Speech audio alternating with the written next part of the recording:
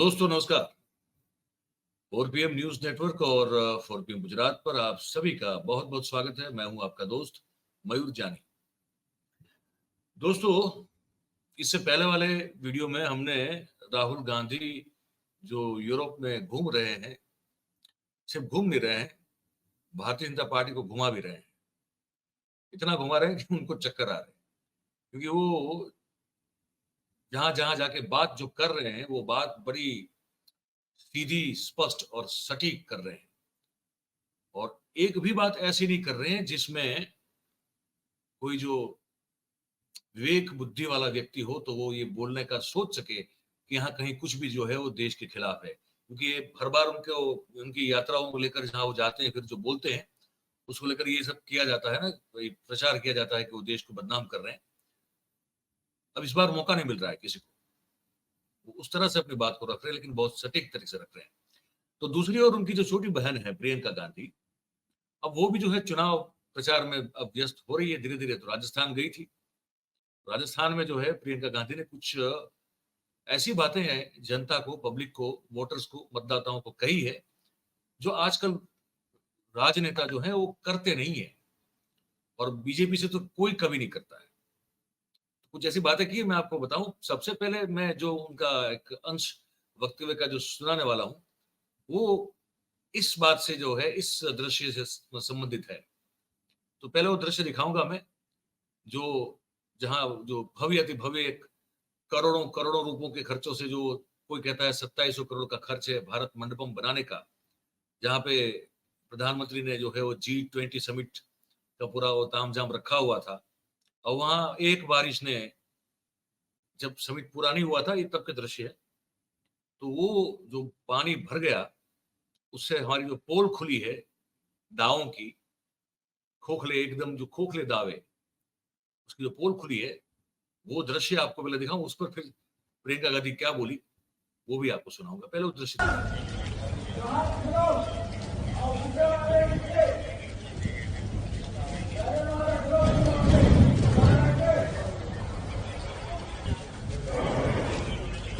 इसमें कागज का नहीं तो चल जाएगा।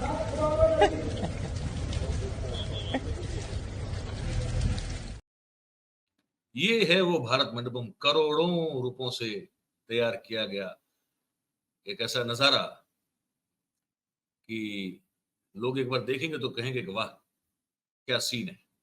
लेकिन ये देखने के बाद प्रियंका गांधी ने अपनी जो चुनावी सभा थी उसमें क्या कहा, वो मैं आपको सुनवाता हूँ। आज सुबह तो मैंने देखा कि इनके G20 जब हो रहा था तो बारिश आई और सारा जितना भी वो जहां पे वो G20 की मीटिंग रख रहे हैं उसमें सारा पानी फैल गया है।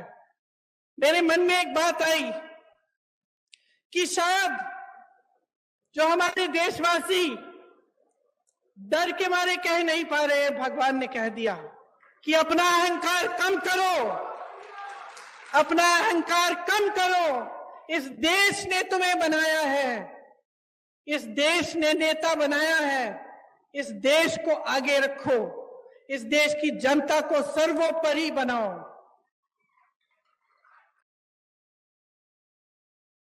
गजब बात कह दी प्रियंका गांधी ने।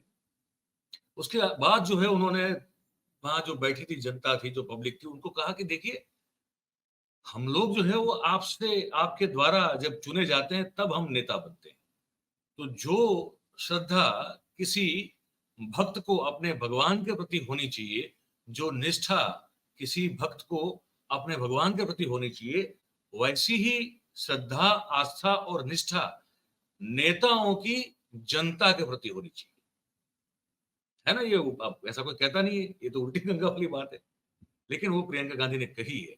सुनिए क्या कहा। उन्होंने कहा कि जनता ही जनार्दन होती है, तो फिर ऐसा ही होना चाहिए। सुनिए। मेरे मन में अक्सर ये बात आती है जब मैं मंदिरों में जाती हूं, लोगों की श्रद्धा को देखती हूं, कि इस तरह की श्रद्धा हम नेताओं के दिल में आपके लिए होनी चाहिए। जब हम कहते हैं कि जनता जनार्दन है, तो ये बहुत गहरी बात है, और इस बात को समझना जनता के लिए भी और नेताओं के लिए भी बहुत जरूरी है। हमें समझना जरूरी इसलिए है क्योंकि जब हम दिन रात काम करते हैं, जब सत्ता में आ जाते हैं, तो अक्सर ये होता है कि अपनी महत्वाकांक्षाएं आगे हो जाती हैं। ये हो जाता है कि बहुत सत्ता मिल जाती है इंसान को, तो भूल जाता है कि सत्ता में लायक कौन। और आपको याद ये बात रखनी चाहिए, क्योंकि आपको ये बात कभी नहीं भूलनी चाहिए कि सत्ता देने वाले आप हैं।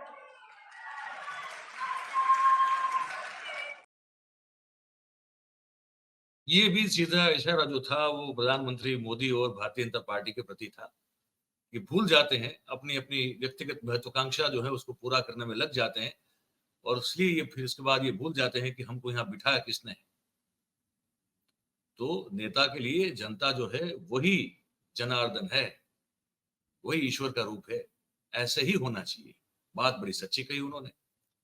और फिर उन्होंने कहा कि जो जनता है उनको, जो जिनको भी चुनकर भेजती है, चाहे वो सांसद हो, विधायक हो या कोई पार्टी हो जो सत्ता में बैठती है, उनको क्या क्या पूछना चाहिए और पूछने से बिल्कुल नहीं डरना चाहिए। वो जो कहा है वो मैं आपको सुनाता हूं। तो जब आप अपनी सरकार चुनने जाएंगे तो आप पूछिए उनसे, भाजपा के नेताओं से पूछिए कि राजस्थान की वीर धरा से कितने रोजगार दिए उन्होंने। बताएं मोदी जी, राजस्थान में केंद्र की कितनी योजनाएं दी हैं उन्होंने।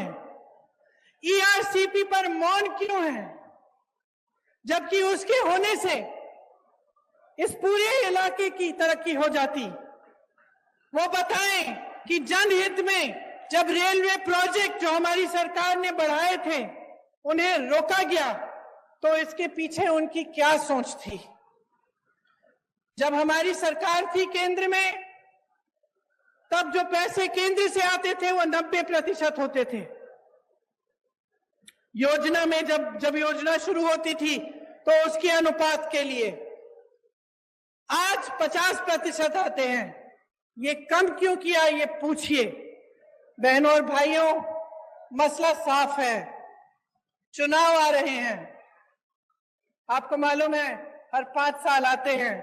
हर 5 साल एक नई सरकार आती है, आप उसे मौका देते हैं। काम करने का मौका होता है, दिखावा का मौका नहीं होता, झूठ बोलने का मौका नहीं होता, अपने लिए नेताओं को महलों और बड़े बड़े काफिलों का मौका बनाने का मौका नहीं होता। जो सरकार आती है उसे आपके लिए काम करने का मौका आप देते हैं। आपने देखा है कि अशोक गहलोत जी की सरकार, हमारी कांग्रेस की सरकार का ध्यान सिर्फ आपके विकास और आपको आगे बढ़ाने में गया है।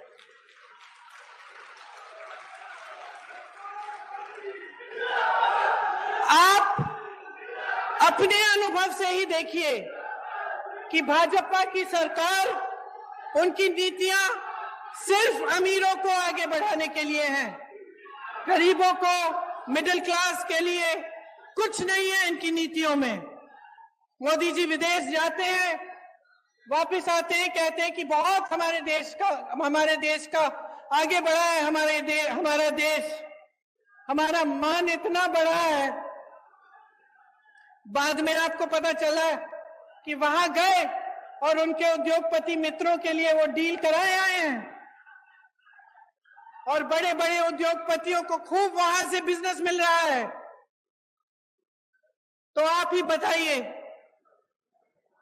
कि आपको ऐसी सरकार चाहिए जो सिर्फ गिने चुने अमीर लोगों को आगे बढ़ाए, कि आपको एक ऐसी सरकार चाहिए जो आपके लिए महंगाई के राहत कैंप लगाए, जो आपके लिए इंदिरा रसोई जैसी योजना लाए, जो महिलाओं को मोबाइल फोन दिलवाए, जो किसानों को आगे बढ़ाने के लिए, उनकी कमाई को बढ़ाने के लिए बिजली के बिल माफ करें, उनके कर्ज माफ करें।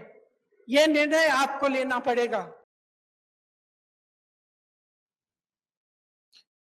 तो वो ऐसी सब बातें की जो हकीकत में जनता को इसके बारे में सोचना चाहिए, क्योंकि ये तो है बेसिक मुद्दे हमारे आपके, और क्या है। भाई जो सत्ता में बैठा है वो हमारा ख्याल करे, हमको जो पड़ने वाली मुसीबतें हैं, तकलीफें हैं, हम जिसको झेलते हैं, जो संघर्ष करते हैं, उसमें हमारे साथ खड़ा रहे, वो सरकार खड़ी रहे और तकलीफ में से हमको संभाले और बाहर निकाले। तो वही सब बातें ये कह रही थी। तो बात तो बिल्कुल सही कह रही थी। अब हमको आपको जो है सबको इस देश की जनता के तौर पर, इस देश की जनता के रूप में हमको ये सोचना पड़े। तो बहुत ज़रूरी है ये सोचना कि हम जिसको भी चुनें, उससे कम से कम ये बात जो है वो तय करवा लें कि भैया सिर्फ़ ख़याली पुलाव नहीं पकाएँगे आप और ख़याली पुलाव पका के हमको नहीं खिलाएँगे आप, ठीक है? ठोस बातें चाहिए। यही हमको बताना था इस कार्यक्रम में आपको और फिर आप बताइए हमको कि कैसा लगा ये कार्यक्रम, बातचीत जो हमने आप तक पहुँचाई। जो भी आप सोचते हैं वो इस कमेंट बॉक्स में जो नीचे आप देख रहे हैं, उसमें आप लिख के हमको बताइएगा और बात अगर आपको हमारी पसंद आ रही हो तो फिर इस वीडियो को लाइक करें। इस वीडियो की लिंक को हो सके उतना शेयर कीजिए और हमारी जो चैनल है उसको आप सब्सक्राइब करें और अपने आस-पास के लोगों से करवाएँ। बहुत-बहुत धन्यवाद आप सबका, आप इस कार्यक्रम में हमारे साथ जुड़े। Thank you very much. नमस्कार।